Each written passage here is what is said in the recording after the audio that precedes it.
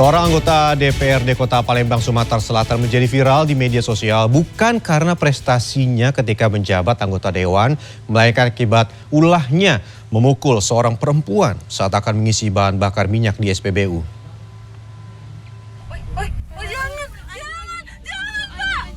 Salah satu anggota DPRD Kota Palembang terekam kamera menganiaya seorang wanita di SPBU Jalan Demang Lebar Daun, Palembang, Sumatera Selatan pada 5 Agustus lalu.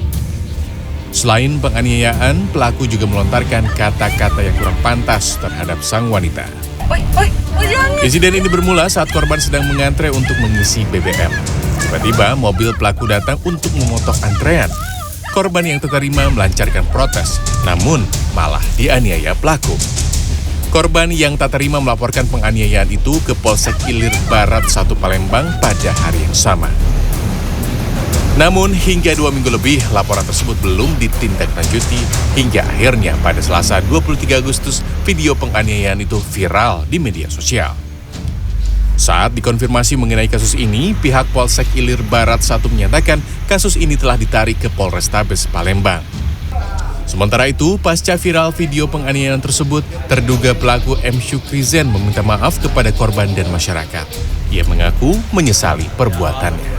Pada masyarakat yang amal ini, aku pribadi minta maaf yang sebesar-besarnya kepada masyarakat Namai dan kepada yang bersangkutan. Aku juga sudah mohon maaf yang terbesar-besarnya.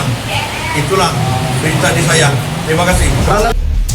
Menanggapi video yang viral, Ketua DPC Gerindra Kota Palembang mengatakan pihaknya tidak mentolerir perbuatan kadernya terhadap korban.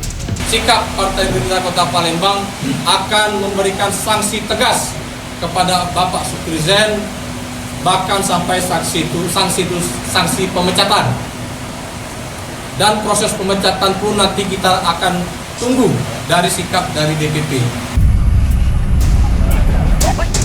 Meski pelaku dan korban sudah melakukan mediasi damai, namun proses hukum tetap berjalan. Tim Liputan CNN Indonesia, Sumatera Selatan. Pengosongan paksa sebuah rumah yang merupakan aset warisan di kawasan Menteng oleh tim jurusita Pengadilan Negeri Jakarta Pusat diwarnai penghadangan oleh penghuni rumah. Dari Surabaya, Jawa Timur, eksekusi rumah milik perwira polisi terjadi karena bermasalah dengan hukum, meski sang pemilik rumah telah memiliki sertifikat hak milik.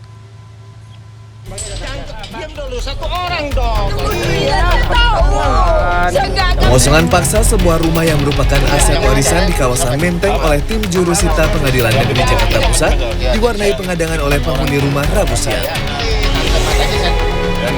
Eksekusi paksa dilatar belakangi sengketa kepemilikan aset warisan antara Satrio dengan beberapa adik tirinya. Majelis Hakim Pengadilan Negeri Jakarta Pusat menyatakan adik tiri Satrio selaku penggugat sebagai pemilik sah atas rumah warisan tersebut. Namun pasca putusan hakim hingga pertengahan tahun 2022, Satrio dan istrinya tak juga angkat kaki sehingga dikeluarkan surat perintah eksekusi dari pengadilan. Ini bapak adik yang dimana lain ibu, yang dimana adik saya itu sudah sudah diterimakan hak gonogini, ya, dengan dalih saya bukan anak, padahal saya sudah di pengadilan yang bukti-bukti mulai dari lurah sampai komplit, tapi ditolak. Kendati kecewa dengan pengosongan paksa yang dilakukan tanpa mediasi, Satrio dan istri harus mengosongkan rumah yang dihuninya.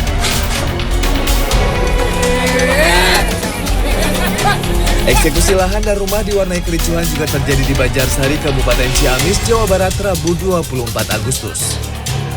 Warga yang menempati lahan nyaris bentrok dengan petugas saat berusaha menghalangi proses eksekusi. Menurut pihak tergugat, eksekusi dianggap belum memenuhi dasar hukum karena proses persidangan masih berjalan.